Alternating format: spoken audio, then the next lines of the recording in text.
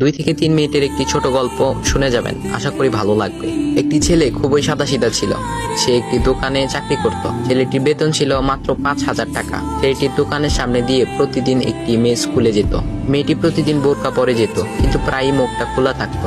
একদিন হঠাৎ করে ছেলেটির নজর পড়লো মেয়েটির দিকে। এভাবে বেশ কয়েকদিন যাবার পর মেয়েটি বুঝতে পারলো ছেলেটি তাকে লক্ষ্য করে। মেয়েটিও বাঁকা চোখে ছেলেটির দিকে তাকাতে শুরু করলো। ছেলেটি মেয়ের চলাফেরা দেখে মুগ্ধ হলো। আফসোস করতে লাগলো, ইস, যদি আমিও আজ পড়াশোনা করতে পারতাম, তাহলে সাহস করে মেয়েটির সাথে কথা বলতে পারতাম। মেয়েটি বুঝতে পারলো ছেলেটি তাকে ভীষণ পছন্দ করে। তাই একদিন মেয়েটি ছেলেটির দোকানের পাশে দাঁড়িয়ে রইল। তখন ছেলেটি দুপুরের খাবার খাওয়ার জন্য দোকানের বাইরে আসে। সে চায়ের দোকানে গিয়ে 5 টাকার একটি রুটি খেয়ে পানি পান করে আসতে লাগলো। তখন মেয়েটি তার কাছে গেল। তুমি ভাত খেলে না, রুটি দিয়ে পেট ভরবে? তখন ছেলেটি মেয়েটিকে দেখে অবাক হয়ে গেল। তখন ছেলেটি বলল, আমি ভাত খেলে আমার মা, বাবা আর ছোট বোনকে কি খাওয়াবো? মেয়েটি শিক্ষিত, তাই অল্পতেই বুঝে গেল।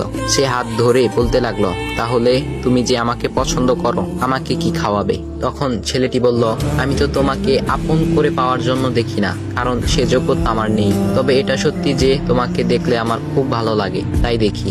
মেয়েটি ছেলেটির কথা শুনে চোখের পানি ধরে রাখতে পারলো না। সে বুঝে গেল ছেলেটির চরিত্র ও ভাবনা অনেক সুন্দর। সেদিন মেয়েটি চলে গেল।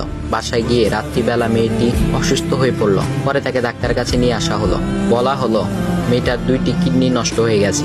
তখন মেয়ের বাবা ফোন করলো তার বন্ধুর ছেলেকে, যার সাথে বিয়ে দেওয়ার জন্য সে পাগল। কিন্তু মেয়েটি তার বাবার পছন্দের ছেলেকে বিয়ে করতে রাজি না, কারণ সে ছেলেটি টাকা থাকলেও কি হবে, তার চরিত্র খারাপ, সে লোভী।